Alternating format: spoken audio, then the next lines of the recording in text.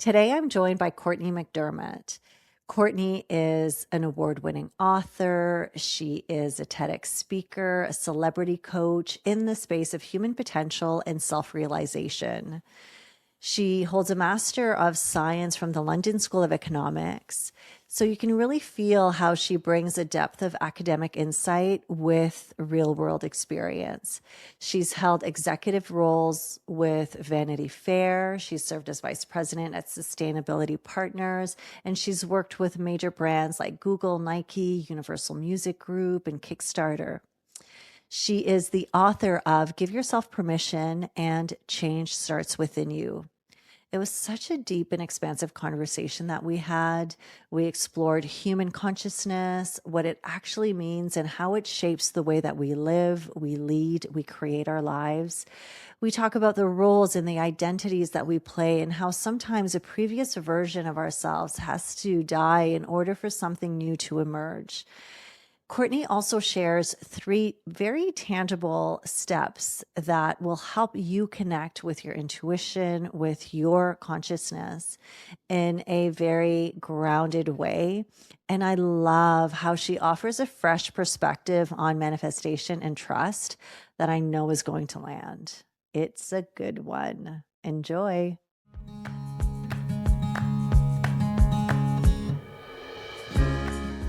Hi, I'm Renée Walker, a mindset mentor, speaker, and lover of all things spiritual. I believe that at our core, we are all spiritually wired for love, peace, success, and abundance. Here on the podcast, we're diving into mindset, wellness, and business, but always through a spiritual lens.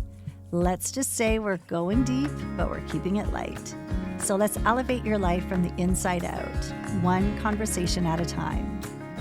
Welcome to Spiritually Wired. Welcome to the podcast, Cortney. We're so happy to have you here. Thank you. Thank you. Happy to be here. So, Cortney, you have a very impressive bio from your education to the executive roles that you've had to the stages that you've been on. But I would love to hear, because something tells me that you have quite the personal transformation journey. So I'd love to hear more about what was that like for you? What brought you to where you are today? I have had so many Phoenix blowing up moments. I wouldn't know which one to start with. I guess what brought me here was a willingness to die to previous versions of myself. And one of the hardest things we can do is to build something and be willing to let it dissolve and let it kind of break up so that we can step into new potentials. And so when I look at all the different roles I've gotten to play and characters I've gotten to play, there was always this willingness behind it to die to the previous character, you know. And I would say more than a willingness, sometimes there was a real strong push, you know, because I remember being in those places. I actually wrote my first book saying something like, sometimes rock bottom can look a lot like the top to everyone else. Wow. And arriving in that place where you've collected all the gold stars and, you know, you have all the awards and the titles and you're jet setting all around and you're married and all the things, right? And you're miserable. And I actually, in that book, I talked about being miserably successful. It was a bit of an exaggeration, but there was also a truth into it around what I commonly refer to as like calcifying into a persona. So like the minute you start to calcify into a character, it can become really uncomfortable because I believe one of our basic sort of human impulses is growth and becoming more and more and stepping into greater and greater potentials. So, you know, when I wrote that first book, I was, you know, an executive at Vanity Fair Corporation. I was setting, you know, jet setting all around, you know, I had a young daughter. I was a marathon runner. I had the Jimmy Choos, you know, all the things. And I started the TEDx talk with that too at the time because I was like, I'm supposed to be happy. What the heck is going on, right? And I think once you start realizing that the goalposts, like the real ones, are your desire for greater expression, truer expression, then your relationship to so-called success can also start to change. Well, you definitely are starting this conversation with a bang. Thank you for answering in such a way, because I think it is so freeing to open up the lens, like what you said to me, the way that it really hit me was the fact that sometimes certain successes that we have in life, when life is good, right? There's this book, Good to Great. The goodness can keep us stuck often because you think, well, that's what it's supposed to look like. That's what people tell us. This is what success is. And so we measure it more by that external validation and the goals that we've set, or what our life looks like versus what it actually feels like on the inside. And as you said, it takes so much courage. I mean, when you hit rock bottom, in some ways, there's no choice to make the changes. It can Mhm. it can be quite challenging to make the changes when things are actually maybe looking good on the outside. Would you say? Mhm. Mhm. Yeah, definitely. And we don't want to, we're so afraid of, oftentimes, most of us, because we're trained and entrained into caring a lot what other people think about us Hmm. and maintaining an image or a role, because what would people think if I stepped back from this, or if I started doing things differently, or if it looked differently? And I think that is enough of a trap for most of us to keep us stuck for the rest of our lives, you know? And it's primordial. I mean, because it stems from our need for acceptance, our need to be part of a group. And so Hmm. as long as I'm showing up as this, then it's okay. And if I don't show up like that anymore, will I be ostracized? Will I have to go it alone? That's very scary business. So it's deep, it's primordial. Changing when it looks good from the outside and everyone says don't do it is a very, very courageous act. Yeah. Absolutely. And it feels, we speak so much now, there's more understanding around how the nervous system needs to feel safe. So it feels very unsafe to unravel what is a good thing to a certain extent, in terms of like the external, again, acceptance. As you said, it's so true. And usually when things are looking good on the outside, you're likely to meet resistance from the people in your life when you say, hey, I'm going to step away from this great paying job, or this what may seem like a good relationship, in order to actualize myself, to really connect, to honor what is my inner, or my higher self is calling me towards. Most of the time, not a lot of people are necessarily understanding that. Right. Yes. Hmm. Hmm. Yeah. Okay, so one of the things that you speak about that I just absolutely love is, you say that our most advanced technology is human consciousness. And so I'm a big fan of the word consciousness, but I would love for you to define what you mean as consciousness when you say that. Yes. Yes. Such a good track to take us on. So when I'm talking about consciousness, I'm talking about this intelligence is another word for it. And it's the same intelligence that's, conducting the trillions of biochemical reactions occurring in your body every second. It's the same intelligence that's sending electrical impulses from your brain down into, down throughout your body, having you make movements, lift my hand, for example, right now. That's the intelligence that I'm referring to. And this intelligence governs everything. And so when I think of consciousness, I think of this intelligence. And I Mm. think of the ways that it wants to guide us.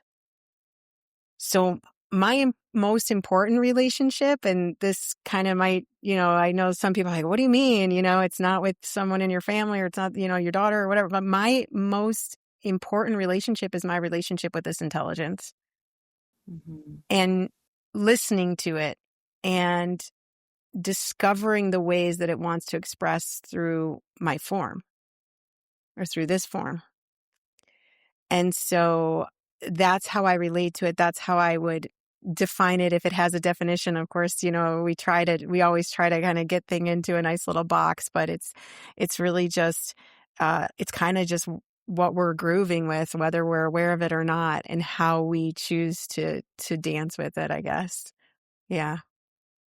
And would you say so then, so you refer to it from a human consciousness perspective, so the intelligence that governs your body, but as well I would say the mind and your emotions and all of the different kind of bodies that affect this human being that you are. Do you see it as being from a I'm kind of bringing in the spiritual lens as being connected to a greater intelligence, a universal consciousness, spirit, God, whatever word you want to use for that higher form of consciousness? Yes, absolutely. And I share a lot about this in the second book, because I use intelligence, I think, because it's graspable for a lot of people, but I use that term interchangeably with God, with spirit, and I I do believe ultimately everything is governed by this intelligence. It's one intelligence. If we look even at the word universe, its origins are universo, which is one verse. It's kind of like one song.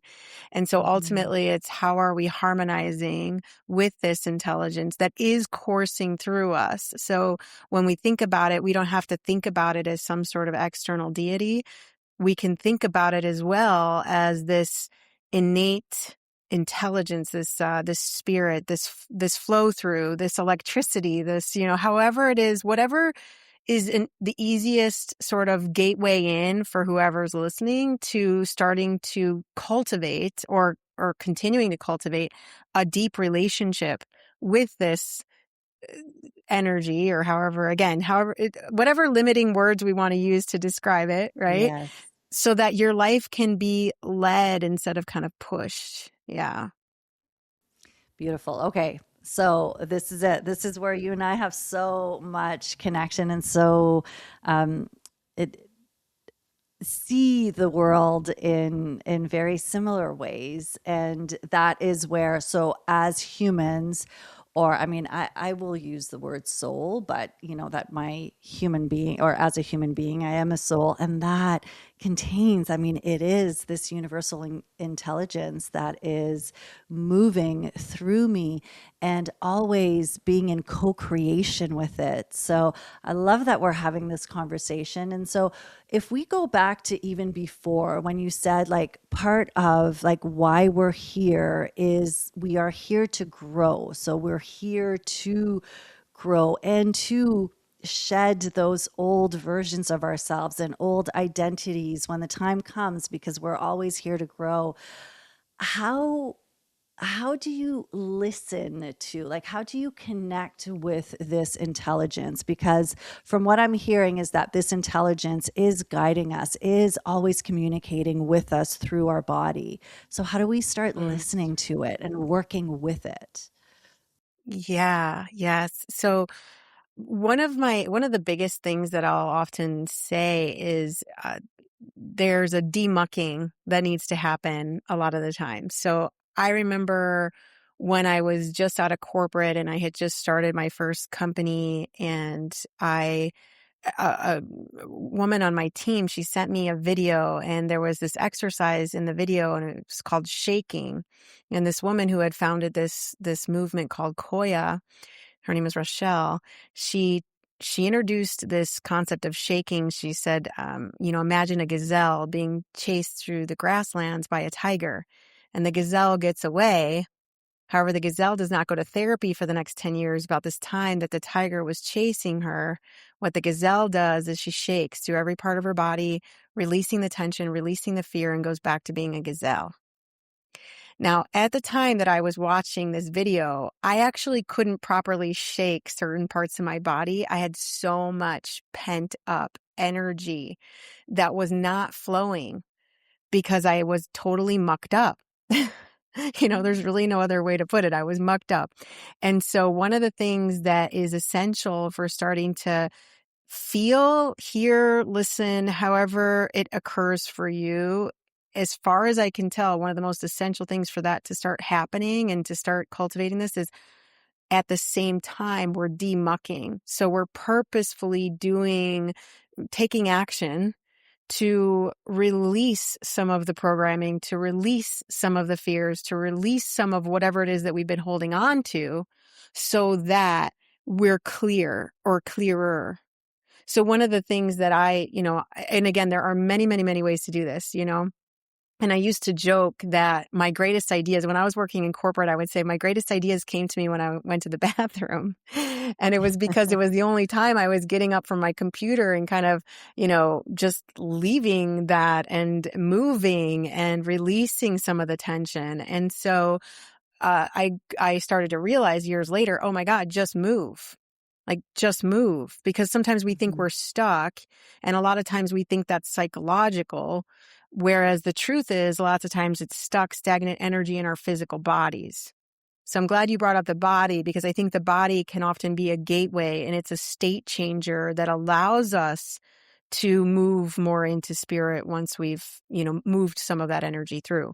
So that's one thing. I also often tell people, like, just go lie down, and at the beginning, this is really difficult. And I've had lots of people tell me, oh my gosh, I can't possibly go lie down in the middle of the day, whatever. And I will often borrow from the Dalai Lama and say, when he was talking about meditation, but I'd say, if you think you don't have 5 minutes, please take an hour, because Mhm. when you're doing that, you're going to start to reset everything, right? You're resetting your nervous system. To go back to your earlier point of safety, we often don't feel safe when we're in these frequencies that are not conducive with safety. So if you're running around in high beta all day long, which is just cycles per second in your brain, which most people are in mid to high range beta, and they're really stressed out a lot of the times. If that's what's happening, then your nervous system is going to be completely out of whack. You're going to be operating in ways that are not conducive to learning. They're not conducive to creativity. They're not conducive with innovation. So understanding, oh, wow, I can move, and already moving, I'm going to shift some of that. I can get horizontal, and getting horizontal, I'm going to shift some of that and be able to get some of these messages with more readily. That's already huge.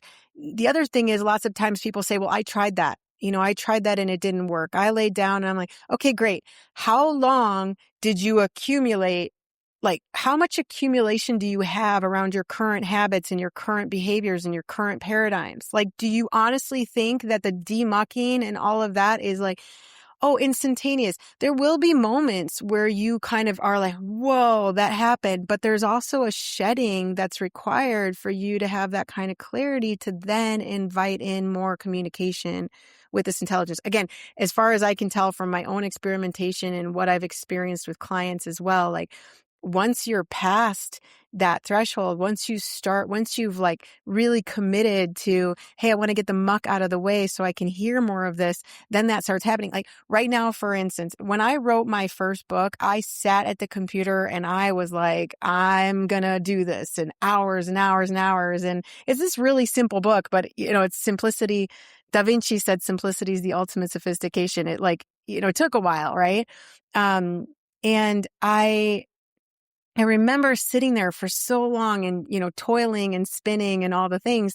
And now when I need to write something, when I need to respond to an interview, when I need to write a client summary, I go lie down and I get everything like perfectly. I'm like, AI, I've got this I at work, and it is just astounding. Like, it creates this perfectly just attuned and very, very just something that I couldn't have done if I sat in front of a computer and tried to push it out. And it just now, because I'm in this kind of relationship with it, it writes through me, it moves through me, it talks through me, it expresses through me in the ways that it's meant to in that moment for whomever it is that I'm, working with or talking to. Does that make sense? It does, because I always see it as being like we're channels, and it's clearing the channel. The channel is there, but as you said, I love the word demucking. And sometimes, yeah, there's a lot of muck that we have to release, to clean up before we can hear it. So I think that's such a great visual for people to remember, because it's always there. The communication is always there. It's just that maybe we're not hearing it. We're not able to pay attention to it. And such a great reminder to move the body and to shift the energy. But we get so stuck in the way in which we do things. I know you speak a lot about play too. Mhm. And would you say play is another way to connect with this intelligence? Yes. And I think sometimes when we hear play, especially I work with a lot of, really high profile, high performance, quote unquote, people. And lots of times when they hear play, I've had multiple people, and I myself was in this category for a really long time where I'm like, I don't even know what play is anymore. I don't even know what you're saying. And I don't know what that means. I don't know what it looks like for me because we've gotten so far away from it. And Yeah. so sometimes when we hear just go play or whatever, it's like almost like we feel like it's contrived or like we're trying to do something versus spontaneously experiencing the moment in a playful way. And Hmm. again, that's where if we invite in some of this demucking, right? Because if you think about it, the conditioning, or sometimes I refer to it as like conditioning, right? So we're conned into certain things very early. And this conditioning starts from when we're in the womb. For as much as we know, maybe it's even before, right? And we can see that, like, we used to think your DNA is your destiny. And for a lot of people, that remains very much the case.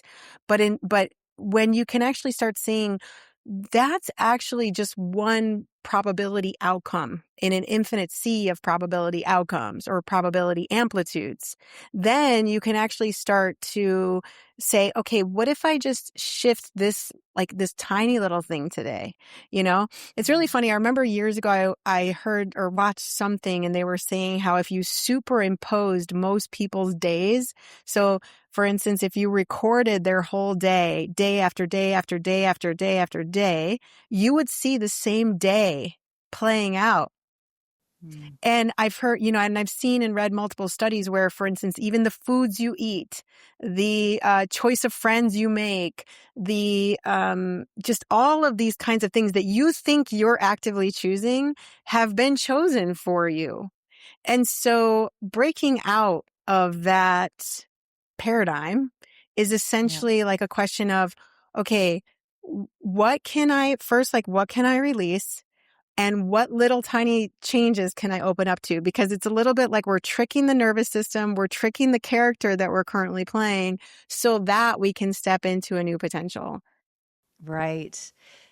You've said the word character a few times. So how Yeah. do can you expand a little bit on that? Yeah. I have a fascination with person, character, this idea, Shakespeare put it really, really well. He said, the whole world is a stage, right? And we see in a lot of, especially our Eastern traditions, this idea that like, it's often referred to too as the Godhead theory, almost like, well, what if this is just spirit or God, you know, acting out potentially infinite forms? And I really appreciate that because I like to think of, okay, what if whatever is happening in front of me, or what if whoever is playing out a kind of a script, because we get scripted. What if I saw that actually as a divine play on form? What if I saw that as the formless moving through form in a way that's just really compelling, exciting, scary, whatever it is, like as if I was watching a movie. And if you look at the word person, right? And a lot of people say, I'm this kind of person, I'm that kind of person. And it's really important to them what kind of person they're perceived as and what kind of person they want to be. But if you look at that word person, it's derived from persona, which in ancient Greek theater were the masks they wore. So if we're going around, like this is my mask, in other words, this is my persona. And not only am I going to be, so I'll bring this in under another lens. One of the things I love to, ways I like to think about it is, and I often will deliver this in terms of gene expression plasticity, which is a finding from epigenetics. Basically, it's like, imagine you have this infinite library of books, and every book represents a different experience. And you can go in there and you can choose any book you want. And most of us are picking out this same book every day, and we memorize the lines in the book. Again, thinking about that superimposed day. We memorize the lines in the book, and not only do we memorize them, but I turn to you and I say, Renee, make sure that you've read my book, that you know who I am, that you're defining me this way as well. And I think I came up with this term. I don't know. I've never heard it before. I gave it in a presentation, a keynote a while back when I was talking about these different findings, including gene expression plasticity. And I came up with this term called multiple personality order. So what if you Okay. could go into that library of potentials and you could actually just choose, today I'm going to explore a different potential. Now, let me give you, because I love thinking about this in terms as well of like vibrations or frequencies. And Tesla, the great inventor, said, if you want to understand the nature of reality, study frequency and vibration, right? But let's talk about it, concretely. I recently reheard this example and I just loved it. Like, there's this story of Marilyn Monroe walking down the streets of New York with a friend, and no one recognizes her. And at a certain point, Marilyn turns to her friend and she says, you want me to turn it on? Like, do you want me to turn on the character of Marilyn and see what happens? And her friend says, yes. And so she does. And all of a sudden, boom, they're just bombarded by everyone recognizing Marilyn as she walks down the same street she was walking down moments before. But because she turned on the character, she decided that in that moment, she would embody this character. So how does that translate to you in terms of potentials and probability amplitudes that you could explore? I mean, I don't know. Maybe it's infinite. I don't know. But this is what I love to play with. And that's why I like to talk a lot about characters and personas and masks and all that kind of stuff. Well, what I love about it is that we then get to choose the mask that we're putting on. I mean, we just need to be aware that we have one in the first place, right? Mm-hmm. Most people are perhaps not aware of that, or maybe more asleep to it, and just, it is what it is. This is who I am. This is the story I've been told since I was little. This is the persona that I've been given in this lifetime, missing that the fact that, ooh, actually there's a whole library. And I love the visual of the library, because even in meditations, I always speak of like the field of unlimited possibilities, accessing that. And the way that you just said with the library, I think it's such a tangible visualization to see, like, and to realize it's so true. We're always reaching for the same book, yet you have this entire library that's available to you.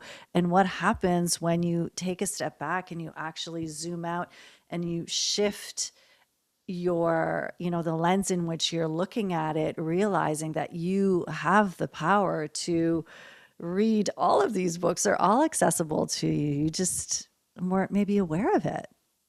Mm-hmm. Yeah, I love how you talked at the very beginning of all of that beautiful, what you just said. You talked about being asleep. Mm-hmm. And I believe that a lot of us kind of, fall asleep. I remember when my daughter was really little, and I would tell her this story of a little girl who was in a field of flowers, and every flower represented a different experience that she could have. And she knew what all the different flowers were, and she was consciously choosing the ones she wanted. And then one day she fell asleep in this field. And when she woke up, she didn't remember that she had this power, and she didn't remember that the different flowers were these different experiences that she could go into and live. And she got really scared. And, I went on and on with the story, but it's like a forgetfulness. Like, we fell asleep in the field of poppies. Like, we forgot that we have this directive power. We forgot that directed consciousness determines our experiences. We forgot how to direct it. Not only did we forget, but everything in our educational system supported our forgetting of that. And that's one of the Mm, reasons I'm really adamant about the work that I do, is kind of filling that gap. Yeah. Reminding. absolutely. And why again, I use the word spiritual, but the spiritual work is one of remembering. When we say it's not anything outside of yourself, it's remembering who you are and remembering that you can. So you use the word directed consciousness. So the interesting thing is we're having this conversation. And I'm like, this sounds a whole lot like a conversation on manifesting, manifesting. And I know sometimes that word it's been very overused and at times misunderstood. Yet something tells me you have a very unique way of, do you even see this as manifesting? Can we Hmm. dive into that a little bit more? Yeah, I'd love to. Manifesting, I think we don't manifest anything. I Mm, believe that, as we've been saying this entire conversation, that these potentials exist in the field now. mm-hmm, And when you alight your awareness on the specific probability amplitude, we start to see that emerge from the field into our direct experience. And this is supported by our sciences. In fact, I give a keynote around the world where I talk about 3 key findings in 3 separate fields. In the field of neuroscience, epigenetics, and quantum theory. Now, I don't hail from any of those fields, but what I was interested in, and the reason why I was studying them, is because I wanted to have some sort of rational explanation as far as I could to explain the transformations that I was experiencing and that my clients were experiencing. Because we were experiencing rapid transformations very quickly. Like, I'm talking in some cases overnight. And I could not just stand there and tell people, oh, well, I don't know. It just happened like this. It was like, I wanted to kind of understand and get to the root. And so what I found is exactly what I shared a moment ago, that our directed consciousness is determining our experience. But what that means application wise is that where you are putting the majority of your focus and attention, that probability outcome is actually emerging from the field. So it is what you see. Now, we can take this very concretely, right? So, because people will be like, what is that? What does that even mean? Right. So one of the examples that I just shared, from that keynote when I was talking about neuroscience, is the reticular activating system. Now, a lot of people probably listening to a podcast like yours, they've heard of this before because it's become fairly popularized. I've been talking about this in presentations for the last 15 years because I was talking about it back in corporate because I was really fascinated by us finding the things we were looking for. And, I was presenting at sales meetings and stuff like that. And the interesting thing about it is literally we have this primary function of the brain, and it's a network, really, a neuronal network in the brain that is the sole function of it is to find the answers to the questions we're asking, or to find corresponding matches in our environment to our predominant thought patterns and behaviors. And so the way it works is like, oh, that's really important to Cortney, or that's really important to Renee. Let me bring that in. So a prime example, everyone has examples like this, is when I started working at the North Face and all this, the outdoor company. And all of a sudden, everyone was wearing these North Face jackets. Now, that wasn't because everyone all of a sudden went out and bought North Face jackets. It's because my attention was there. So when we know some of these basic functionings of the mind and of the cerebral network, like once we know that, we can start applying our use of them in a very different way. And so coming back to your question of manifesting, it's more, okay, where am I really focused right now? Right? Race car drivers, they say never look at the wall. Mm. But we have to do a lot of overriding for that to happen, because, and I don't want to take us too much on a tangent. We can talk about this more if you'd like, but a lot of people think they're going to get there at the level of the thought. So be mindful when I talk about these things. I'm not saying, oh, just come up with a new thought and repeat it to yourself. Like, I'm not talking about affirmations, because most of the time affirmations are going to fall really short for people because we haven't been taught to think. And if you haven't been taught at all how to think, then what's most likely happening is that thought is being misdirected, and that instead of the mind being a humble and beautiful servant, it becomes the master. And so when you try to affect change at the level of the mind, it's almost inevitable that you're going to fail. And the reason, the deep, maybe the more, let's say, even mathematical reason for that is that what our scientists have found is that the vast majority of us are having somewhere between 50 to 70,000 thought impulses a day. And those are the same thought impulses every day. So again, go back to the superimposed day. And then we're like, I don't understand why I formed or calcified into this version of myself. And reversing those 50 to 70,000 thought impulses is a momentous, it's a gargantuan task. So I always say, let's not start on the level of the mind and learning how to think. We'll get there. And I talk about that a lot. I really go deep into how to think differently, how to train your mind when I'm in the second book, but in really simple ways. But the first thing required is that demucking, because again, we're so used to running those patterns. And the other thing is, you know, don't guilt yourself, because a lot of people, they think, oh, if I just thought differently or whatever, we don't even know the origin of thought, right? And I find that fascinating. Our scientists can tell us so many things, and they can get us on the moon and wherever else. And yet we don't know. There's not a part of your brain that I can point to, like the prefrontal cortex, and say thought originates there. We don't know. And so what's great about that is, okay, these are electrical impulses. I'm just having them. I'm just going to say that just happened, but I'm going to move. I'm going to relax my body so that I can relax my nervous system, so that I can relax my brainwave frequencies, so that I can start inviting in new thought. Because new thought can't come before.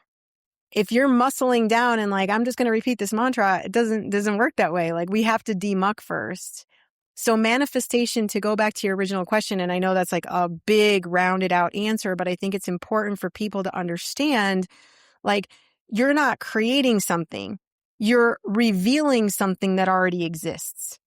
And if you can get clarity, which literally means clear up your system, demuck enough that you can start inviting in new potentials, so that you start to see them because they are there. The very last example I'll use, and it's just a quick one to get people kind of visually there, is if you're in a building and you're on the 7th floor, right? And you want to go to the 11th floor. The 11th floor exists. You just have to ascend to it. It's not oh, I don't know if the 11th floor is there. If you're in a 50-story building, the 11th floor is there. The 50th floor is there. You can see people, maybe people who live on the 50th floor, right?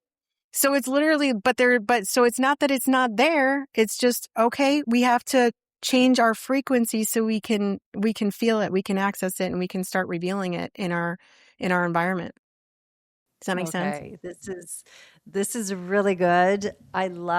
So what you're saying is that we're not manifesting isn't creating a new reality. It's more that reality already exists.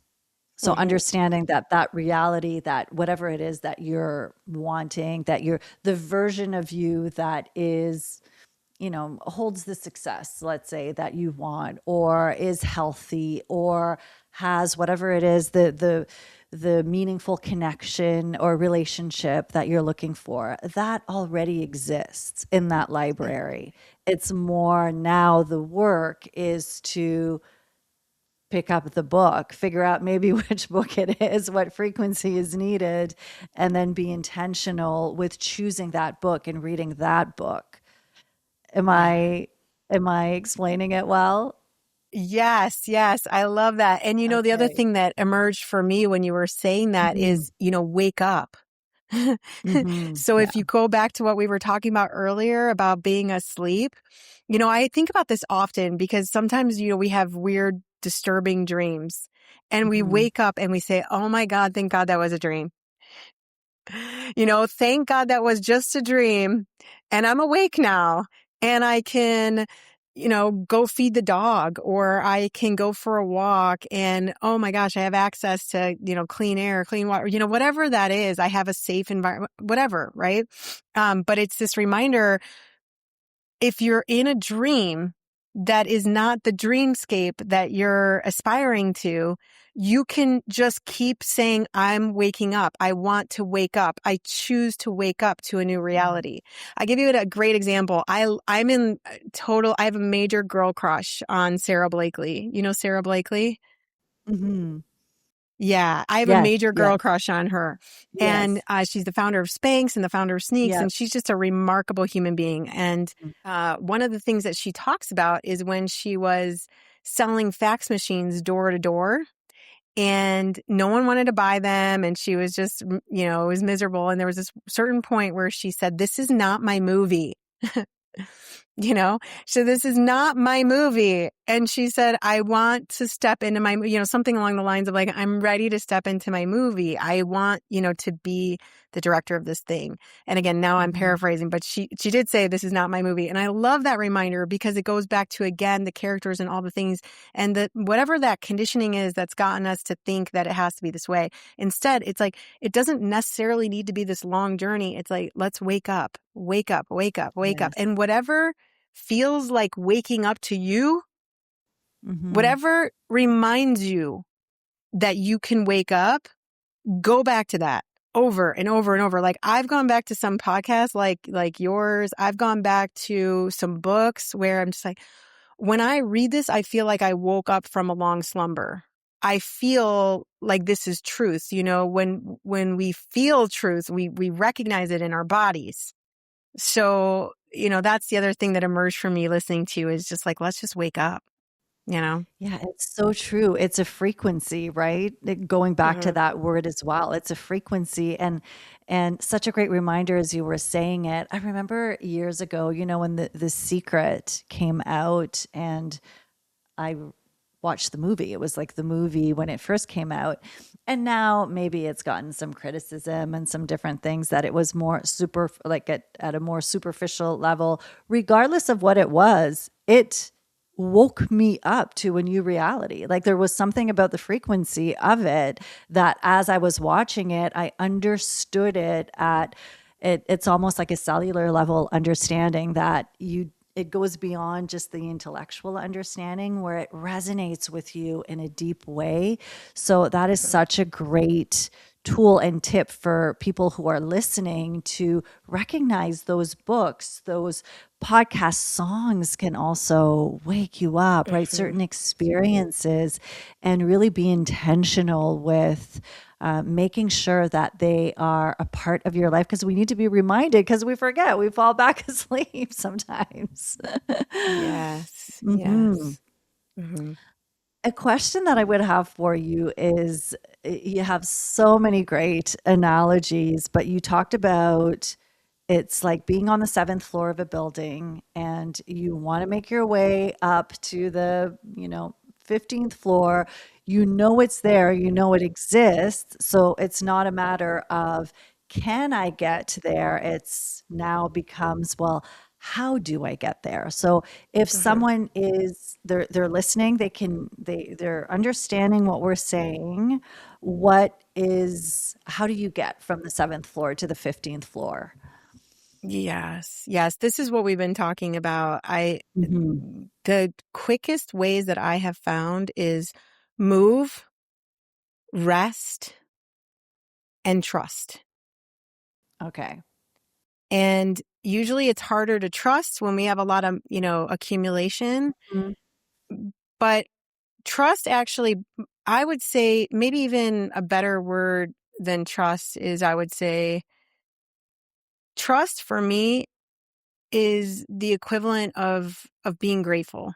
Like being grateful for everything that is, everything that's gotten you here, everything that's hurting, everything that's exciting, everything that's whatever it is, like saying, thank you. Thank you. There was this beautiful line in Wallace Wattles' work. He said, the entire process of mental adjustment and atonement can be summed up in one word: gratitude. Mm-hmm. And Sir John Templeton, which was arguably one of the greatest investors of all time, when asked the secret of his wealth, he said in one word he could respond to that. And the one word again was gratitude.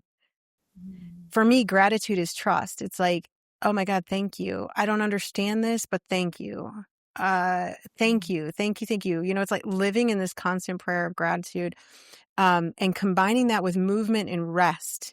I would say those three things are a gateway. They're an expedited gateway to whatever it is that you want. Also, because they're clearing you of all the stuff that was not true, you know, that was the conditioning that we talked about.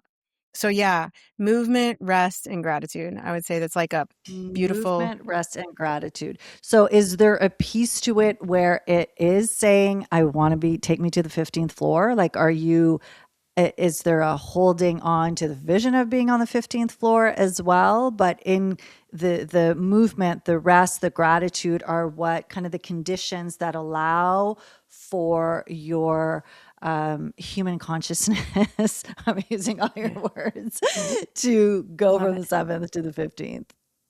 Correct? Yes, yes. Oh my Yes. gosh. Okay. Okay, So it's the I love this. conditions, but then we still want to be clear about the fact that this is where I want to go. Yeah, I holding a vision is such a powerful thing because again, that's the directed consciousness and giving thanks for Mhm. that. Where we have to be a little careful, as far as I can tell, is where um we get really attached and clingy and upset and like if it doesn't Mhm. go this way, I'm not okay, you know, all that kind of stuff. The way you can think about it a little bit is I think about the things that you want are kind of like uh, you can think of it a little bit like a lover, right? If you know, if you're with someone and that person is like, you're the only one for me. And without you, I won't, you know, I won't be okay. Or you're with someone and they say, I don't really need you, you know, because people do this, for instance, with money. This is a big, you know, this is a big thing that people want more of usually is like they want more money and they don't even necessarily know why, which if they knew why, they would have the money. But anyway, that's another story if you want to go there. The point that I'm making is you have a relationship with that energy. You have a relationship with that currency. Currency, by Mhm. the way, comes from corrente, which means flow. So you have a relationship, either you're blocking the flow of it or you're allowing and excited and moving with the flow of it in ways that feel really good. So again, go back to the relationship, right? If you're like, I'm not going to be okay without this, that is a major turnoff, as I think, for this intelligence. You know, like if it's like, I'm gripping so tightly or I'm indifferent. I once heard that the opposite of love is not hate, it's indifference. You know, if there's a kind of indifference to it, you're like, you're not even, oh, I don't care if it's this, that, or the other. Again, think about your relationship with this intelligence. Is it free flowing? Is it like, whoa, I'm just so excited for what you're going to show me today. I'm not muscling in on this. Like I have a Right. thing that I do now that I really love. I I will have a little notepad like this one here, and I will, if anyone's watching, they can see, and I'll write out at the top of it, I'll write the word blisscipline, which I believe comes from Joseph Campbell's work, but it's this idea that, you know, we find bliss in discipline. And instead of it being like, oh, these are the things that I have to do every day and I have to do them at these times. And I'm like, and I've been there, so I'm not knocking any of that. It's just like, you know, it's just, again, almost like I'm going to muscle and make this happen, which is another phrase that I'm always like, if we stop trying to make things happen, I think the world would be a much better place. But anyhow, um, so this idea for me is like, I have this heading of blisscipline and then I notice all the things that I do throughout the day that are that kind of blisscipline. So I'll just write them down, you know, I'll say like, oh, went for a walk run, like got my heart, racing, sweat a little bit. That felt good. Or I'll write down, wow, I had a training session with someone today, and I could feel their frequency shift, and that was just so radical. And I showed up for that, right? Or I showed up Mhm. for dancing, or I showed up for this amazing conversation with you today. Like I showed up for those things. And at the end of the day, I've got this really remarkable list of like, holy smokes, look at all these ways I showed up for spirit today to move through me in a way that's, really um, just, I don't know where I have a vision, of course, without a vision, the people perish. And I'm willing to see where spirit wants to take me every moment of every day and stay attuned and awakened and alive to the freshness of that.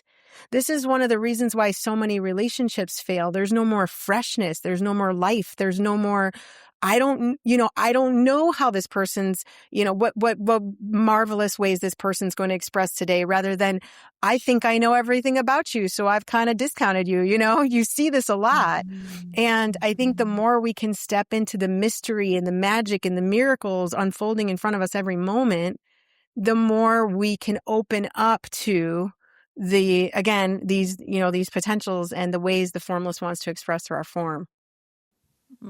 Okay, my heart is so happy as I listen to you.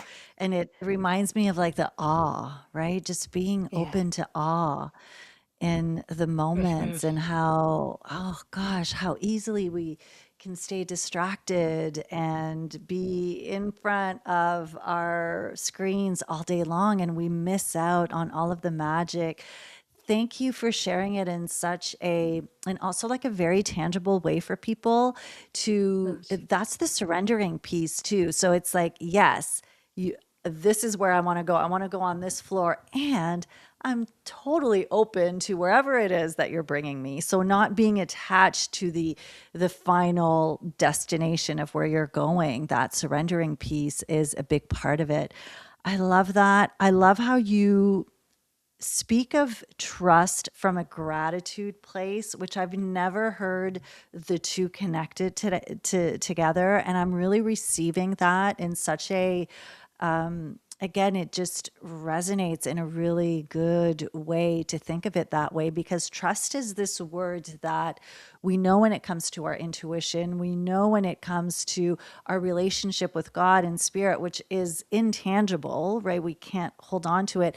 It can be a bit difficult to know what trust looks like. And for you to give us gratitude as a way to really lean into trust, like that's something that everyone can we can connect with that. We know what gratitude Mm. feels like. So that is such a big takeaway. Thank you for that connection between Yeah. the two. Yeah. So beautiful. I'd love to also still pause for a second on rest, because everyone seems to kind of disregard that or sort of Mhm. rush past it. And what I see a lot of out there is this general exhaustion.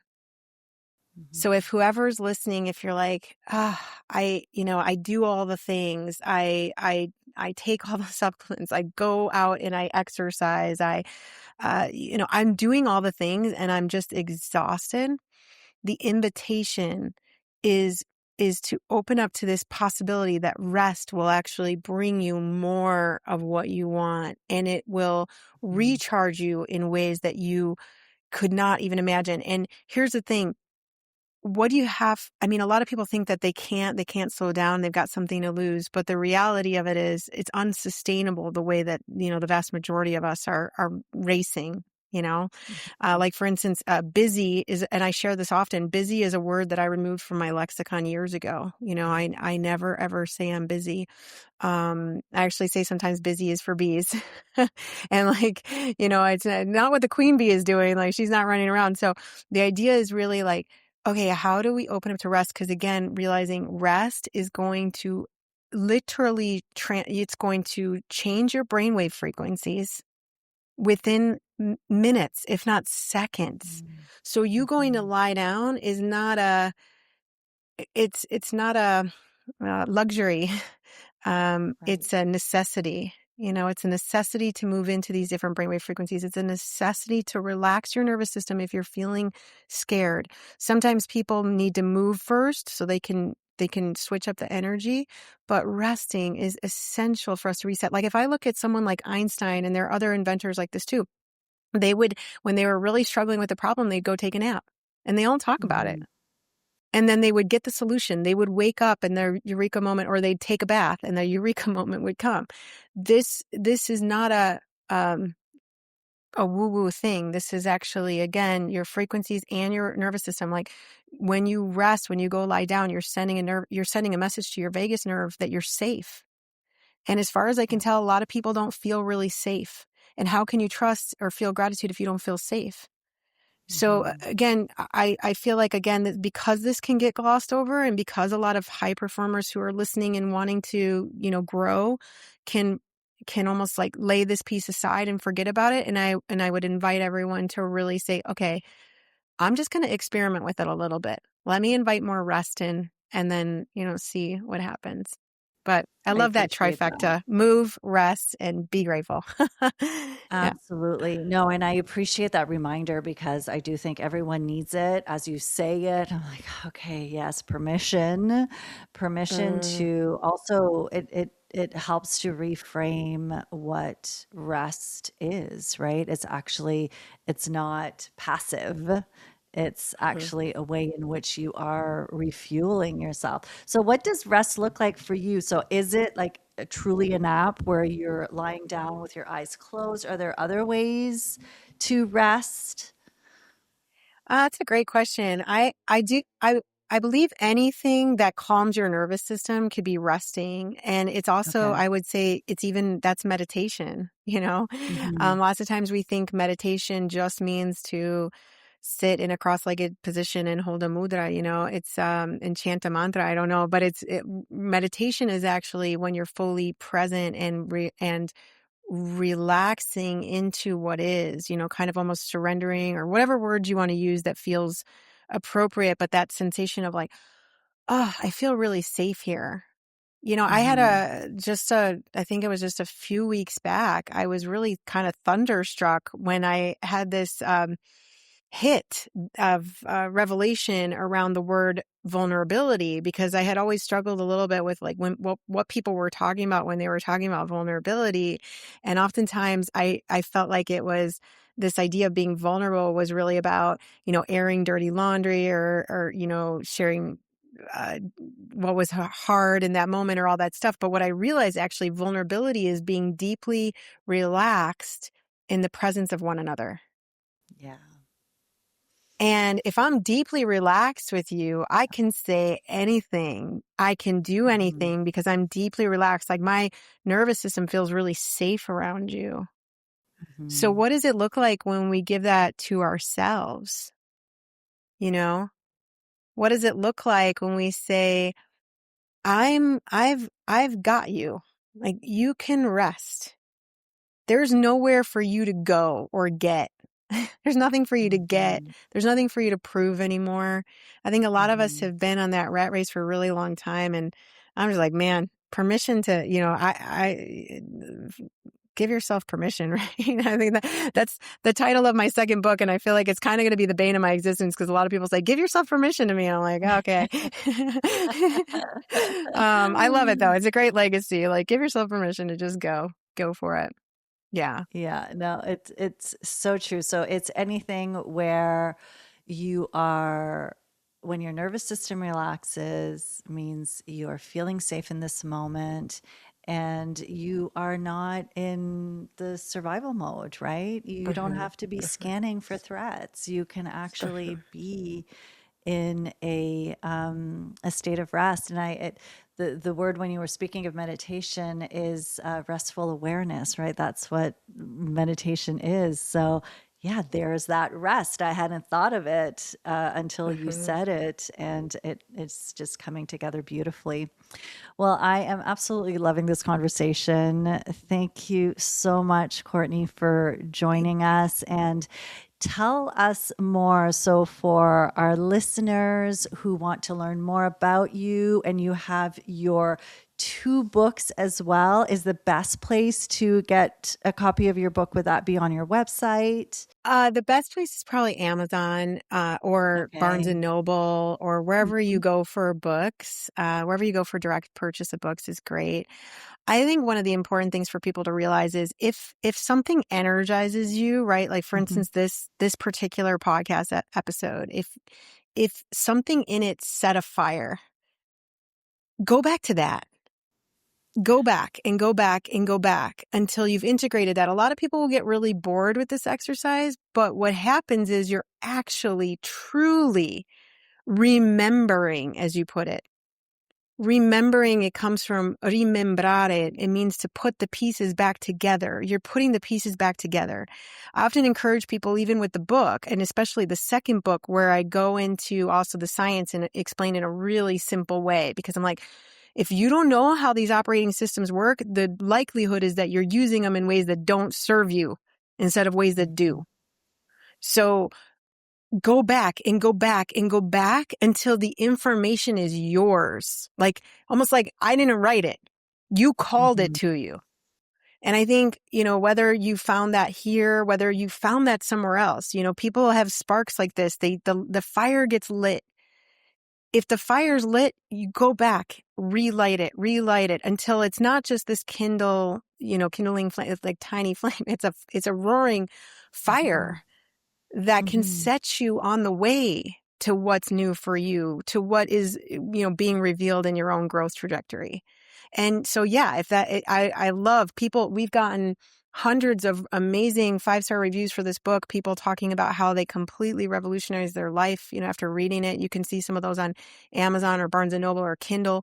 The audiobooks, I did them myself because, I really wanted it to be my frequency and my vibration. So again, if your thing is, listening to it, either come to this episode or come to that book or these books and just go in. I have found that there's so much more growth in that and kind of sticking to it until it's really yours than in skipping all around and, trying to find a bunch of different resources. Does that make sense? It makes so much sense. And I think it's such a great reminder because that's exactly what we do. Sometimes you read something, you hear something, and you're all lit up and fired up, but then you move to the next thing.